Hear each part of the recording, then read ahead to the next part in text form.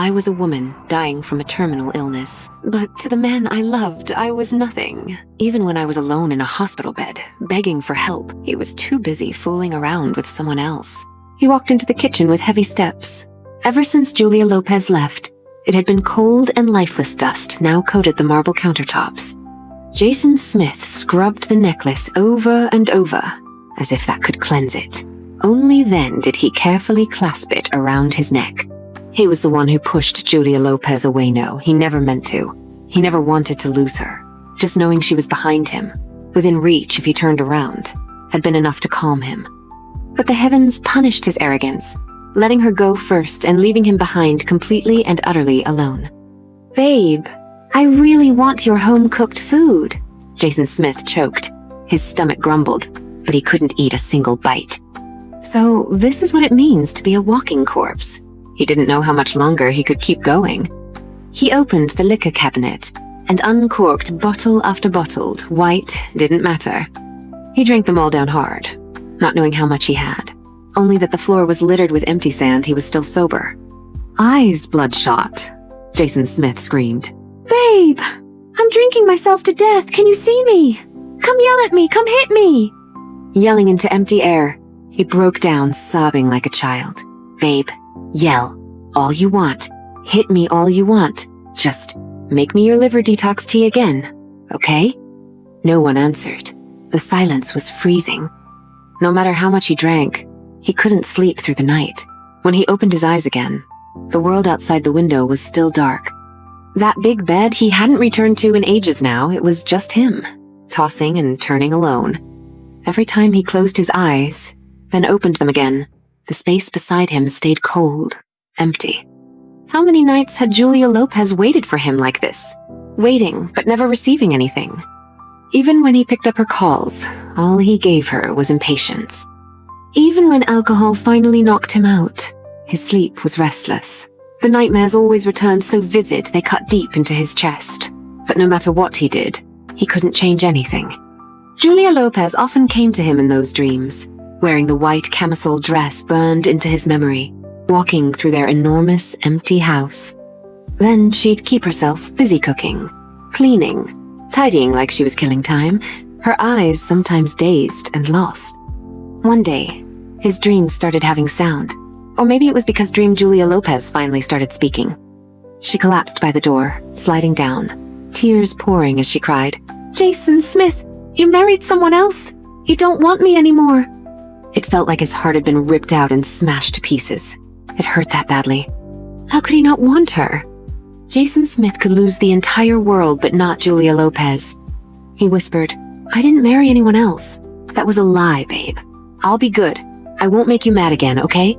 But Julia Lopez didn't hear him.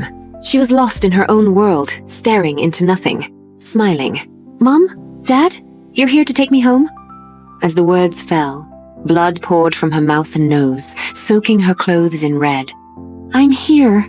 I'm not leaving you. Don't go with them," Jason Smith screamed, trying to reach her, trying to stop the bleeding, but he couldn't get close.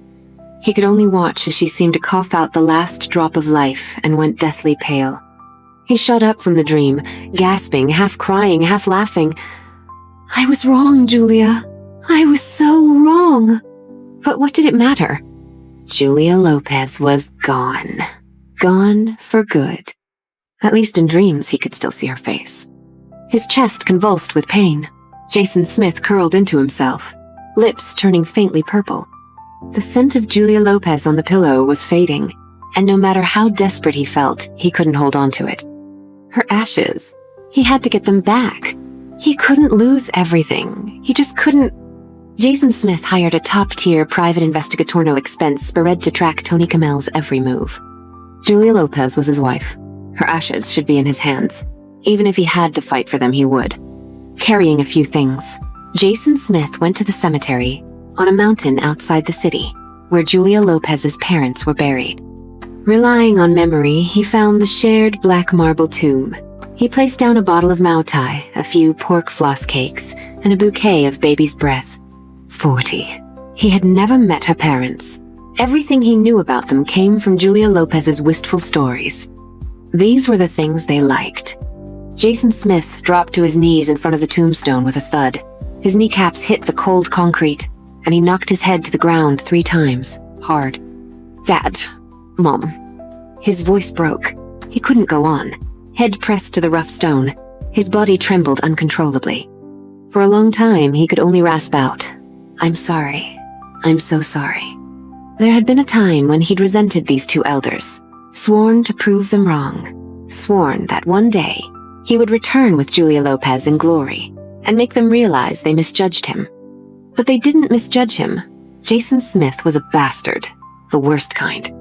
How many times had he wished it were him who had leukemia? He had taken Julia Lopez away from her whole world, her family, her studies, her friends. When life placed him and everything else on a scale, she chose him without hesitation. He had sworn to love her with everything he had, sworn to make her the happiest woman alive, to let the whole world see that Julia Lopez had made the right choice.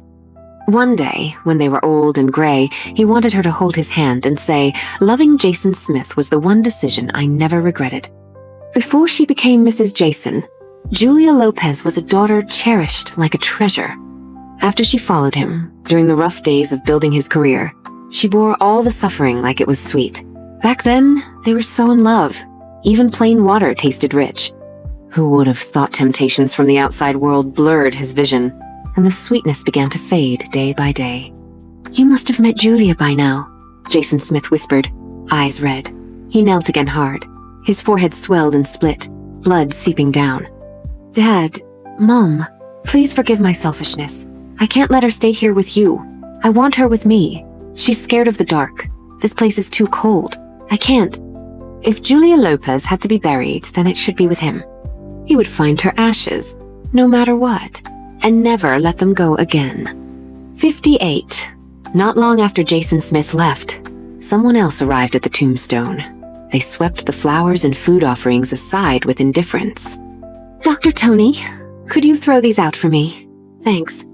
"Still acting like a stranger," came the soft male reply. The voices belonged to none other than Julia Lopez and Tony Camel. Tony Camel shook his head, took the items, and walked toward the trash bin. "Tony Camel!" Julia Lopez called after him, biting her lip to keep herself from crying. "I want to talk to my parents alone." He turned back, with a gentle smile. "Calling me by name now, huh? That's progress. All right, I understand." A light drizzle started to fall, dusting Julia Lopez's lashes. She blinked, but her eyes were too dry to produce a single tear. She felt hollow. Maybe she'd cried too much for Jason Smith now, even blood would come out before tears did. She took out the things she brought, almost identical to what Jason Smith had placed earlier. With effort, Julia Lopez knelt down. The chemotherapy had drained her. Her body was thinner, weaker. She knew Tony Camel was still trying to find a bone marrow match for her. Julia Lopez let out a bitter laugh. Forget matching bone marrow even if they found one. Her body wasn't strong enough to survive a transplant. Besides, she didn't really have the will to fight anymore. "Mom, Dad." Julia Lopez summoned the strength to look up at the photo of her parents on the tombstone. Their kind, gentle smiles were frozen in time still, so loving, so warm, the way she remembered them best. Not the later years, the disappointment in her father's sighs, her mother's tearful pleading. Julia Lopez couldn't bear to look any longer. She wrapped her arms around the tombstone, pressing her forehead against the photo with closed eyes, imagining she was a lost child, finally home in her parents' embrace. "You were right. I was wrong. I was so wrong, Mom. Dad, I regret everything." Even in her deepest despair, Julia Lopez had never truly blamed Jason Smith, because whether their story ended in joy or sorrow, she had made the choice herself. She was the one who left her family behind without a second glance to build a new one. Whatever she endured in that new home, she'd brought it on herself. New homes get old. New lovers lose their shine. Those who abandon others will be abandoned in turn. Look at her now. Wasn't this her punishment? In the war of love, Julia Lopez had lost, so she accepted it. But the home filled with her parents' warmth, she couldn't return to it anymore. "Mom, you used to laugh at me for not knowing how to do anything around the house, said I couldn't even wash dishes right. But later, I learned I can cook lots of things now. Only, none of it makes me happy. Dad once said, "My daughter deserves to be a princess forever. I want to go back to being your little girl. Would you still take me?" Mom, I really, really miss your dumplings.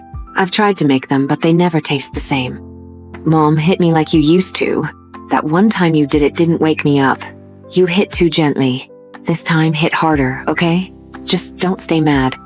Dad, if she's still mad, can you help calm her down? Or maybe you both hit me. As long as you'll let this lost kid come home, I'll take it. I really want to come home. They say nothing hurts more than wanting to care for your parents, but finding they're no longer there. Julia Lopez now knew that was the deepest kind of sorrow.